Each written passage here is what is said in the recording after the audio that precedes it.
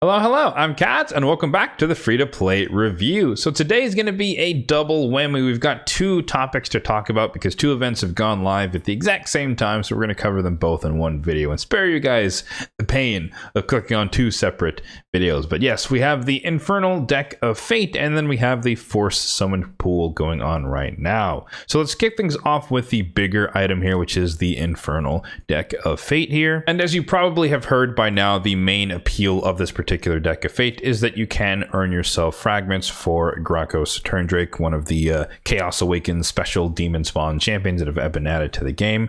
And in my opinion, I'm not going to go through his entire kit like in super high detail, but he's kind of like a mini, or a little bit of a mix of Warcaster and Helikath with increased defense and block damage on a 3-turn cooldown. Granted, the block damage is for 1 turn, and then he has a basically Ugo's ability where it's a decreased defense and block buffs. So he's like a Ugo improvement-esque, or kind of on the same level. It doesn't really do much more than her. And then, like I said, the Helikath Warcaster, so he can kind of do some things. Demon Lord Clan Boss comes to mind. You know, he's kind of like Demitha.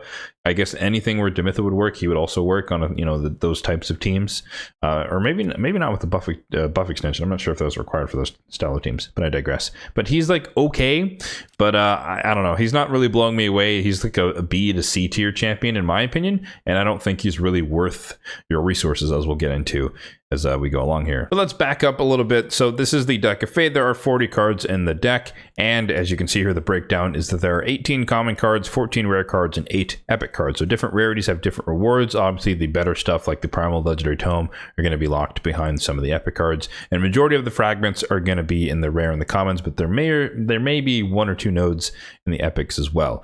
The idea there is that if you do want the champion, you pretty much most of the time, like 90-something% of the time, you're gonna have to go all the way to 40 or really close to 40, like maybe 36 to 40 is probably somewhere, average in terms of how many cards you would take to flip. So I wouldn't hope or pray that you can do this in like 20 flips or something like that. So if you want the champion, you're gonna have to go all the way. And unfortunately, the way to get points in this particular iteration of the Deck of Fate is Dungeon Divers, which, as we talked about historically, is the worst way to get points. It will give you some amount of flips, but doing the entirety of the Deck of Fate through Dungeon Divers is horrendously impractical for majority of players. So the primary mode of gaining points is, of course, summoning Soulstones here. You can see here, it's a Soul Rush, and you can get 80 points per mortal, 800 points per mortal, and 4,000 points per Eternal. If you prefer this in a more numerical format, I do have a spreadsheet with all of these numbers in them, which will be linked in the description box down below if you'd like to see a copy of this for yourself. But the focus here would be the Soulstone summoning area here, and these are the points we just talked about. So if you wanted to get all 40 of the flips, i.e. guarantee yourself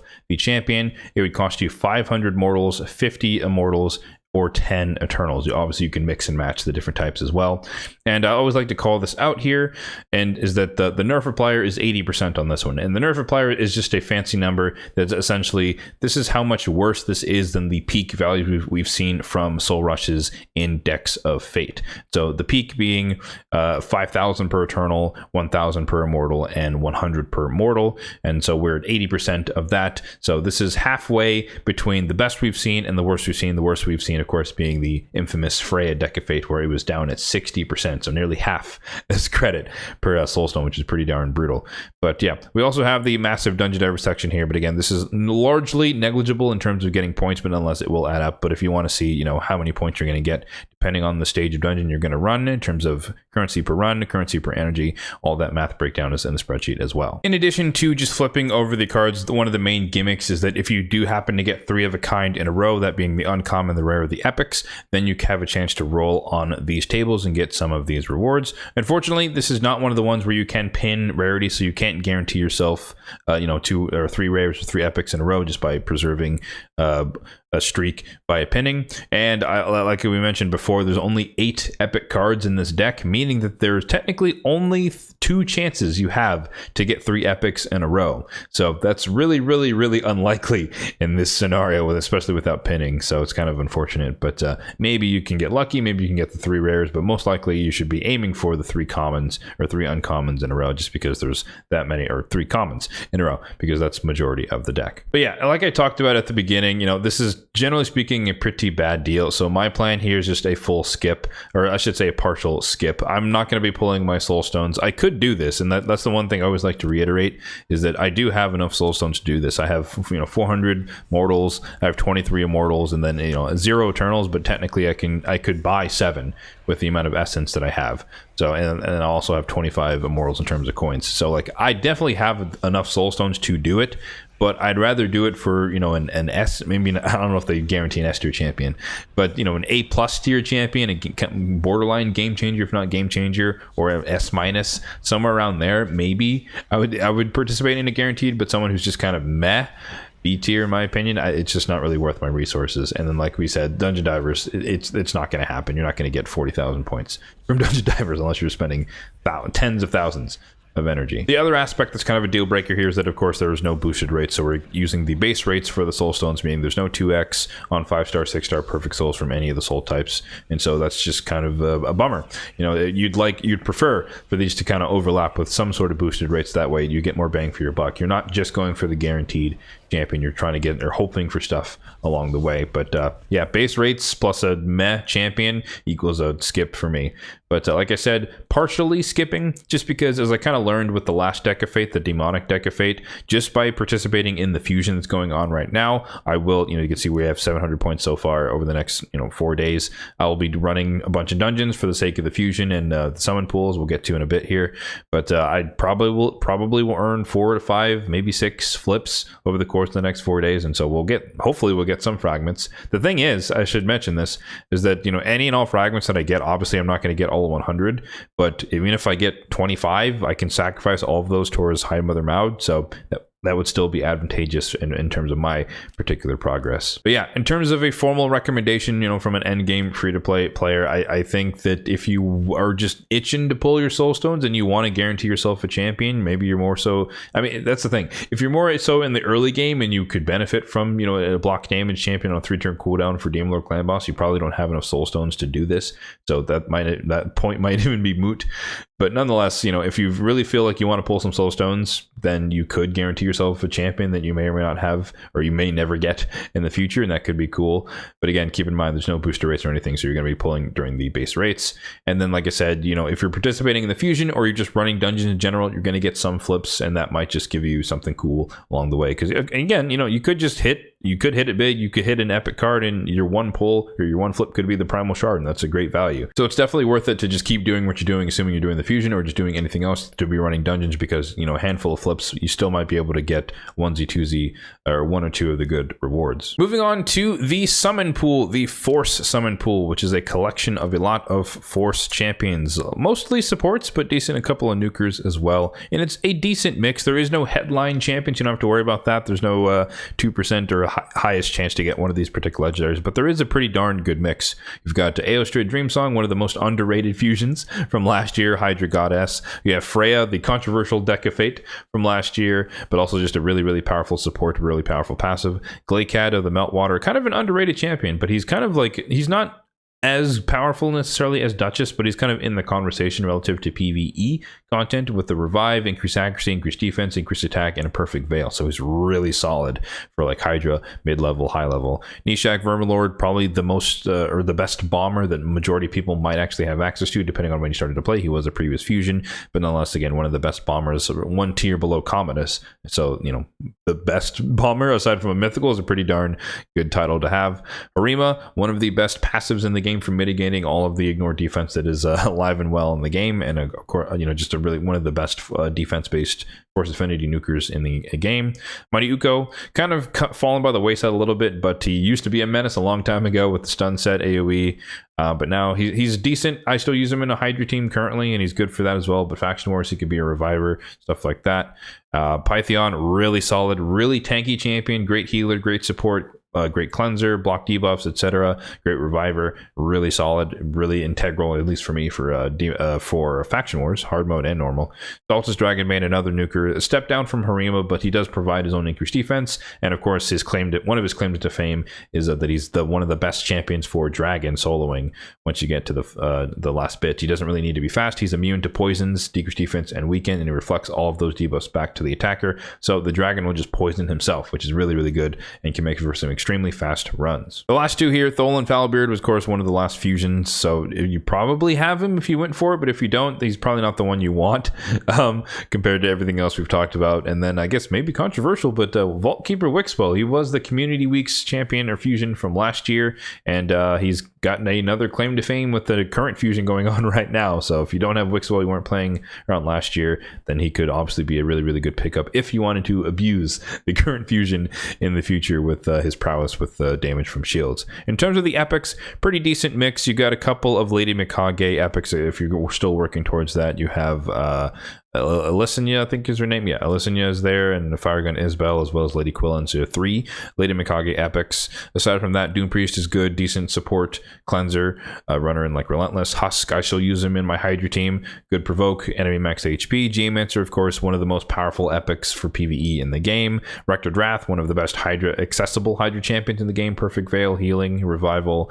Neldor, one of the best champions for at least opening the door to Fire Knight hard mode. Mordecai, one of the best AoE HP burners for epics. Mistrider Dahi, super fun debuffer, but just lots of extra turns in his kit. Really decent nuker as well. Curse City comes to mind for his utility there. So decent mix of epics, I guess, is kind of the main thing there. Aox, remember, is popular with Geomancer comps and certain Iron Twins, or I think the event dungeon as well. But yeah, decent amount of epics, or decent amount of good epics, decent amount of good legendaries. So it could be worth your while to go for the air quotes free summon. In terms of the odds here, it's pretty standard at this point, but it's 6% chance to get legendary, i.e. this is effectively a sacred shard. So the most likely outcome, 94% chances that you walk away with an epic, but you never know. 60% of the population on average is going to get a legendary, and it could be one of these 12, which could be a game changer depending on who you happen to get. The cost of summoning here is 40, which is pretty standard and par for the course. And the free air quotes summon that we can get is on offer from not a Sand Devil or a Gear Ascension tournament, but it is actually a Fire Knight turn attack. So you benefit more from taking the least amount of turns at the highest amount of, or the highest stage possible. But honestly, just running whatever you normally run should be fine for a majority of people. You can see here I did one run of Fire Knight hard mode 6, and that's my team. So basically I spend 40 energy and I get roughly 100 points. And so it might be easier than you think to stack up a decent amount of points, but nonetheless you do have to go all the way out to 6,300 to get the free summon. So it could be pretty hefty depending on where your energy priorities are over the next 2 days. And keep in mind, you only have 2 days to do this. But that said, turn attacks are a little bit more generous again in terms of the points you get per energy spent. Basically a 1-to-2, or over a 2-to-1 ratio in this case, at least for my team, I should say. But yeah, that is going to be the cost this time around for getting the air quotes free summon. And interestingly enough, I must admit that ordinarily this would be something I just wouldn't do because, I'm in the middle of working on the fusion. I'm doing a lot of the different events, but I honestly have a little bit of downtime. And the reason being that you can see here, there's nothing starting tomorrow. And the Ice Golem tournament, if we take a look at that, I'm basically, I think I'm at like 2,100, 2,200. Yeah, 2,200. So I'm done with Ice Golem after like a couple more runs, maybe 1 to 2 more Super Raid runs. And so I actually have the bandwidth to run some Fire Knight and try and go for the 6,000. But even more so than that, I'm kind of banking on the fact that the clan shop, when it resets in 5 or 6 hours from now, maybe it'll have some energy in there. Another 1,000 energy going into that could be beneficial. But the biggest thing was that I recently got the from the Coalition event, I reached the milestone where you get 10 energy refills. And if we scroll down here, you can see all these 2-day things. So I got 10 energy refills a few days ago, and they're going to expire in the next 2 days. So I have to use them for something.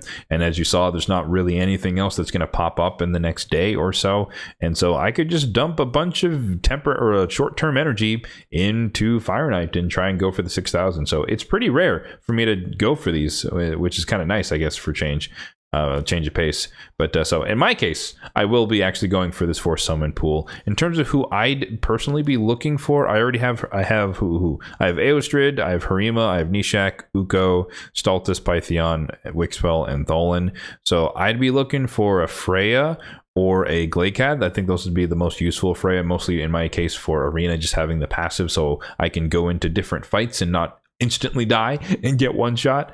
And then Glakeout of the Meltwater would honestly be really good for my hard Hydra team, because I currently run a composition with Harima and Varl the Destroyer in it, but I only have increased defense on the team. I don't have increased attack, and he provides both across his kit, so that would be very advantageous to have a champion like him on my account. Now, that being said, that is not my expectation. Like we talked about earlier, the most likely outcome, 94% chance that you get an epic, and even if I were to get a legendary, there's still a 1 in 12 chance that it's going to be the one that you actually want, so it's even smaller if you're looking for one specific champion. So like I said, ordinarily I would just skip the summon pools because I'd say I'm working on the fusion, but in this particular instance I happen to have a lot of energy that is literally going to expire in the next 2 days, and this event or this turn attack tournament goes on for the next 2 days, so it just kind of, the stars have aligned such that I can actually partake in this particular one. But yeah, in terms of a formal recommendation, I think it kind of depends what your goals are. If you are not going for the current fusion, then I definitely recommend you focus your energy in Fire Knight and just get the free summon, because you never know, 60% chance might just proc for you. Or even if you are still working on the fusion, then spending some gems on energy might be the way to go if you really cared about taking your chances on some of these champions. Like I said, for me, I'm only looking for maybe 2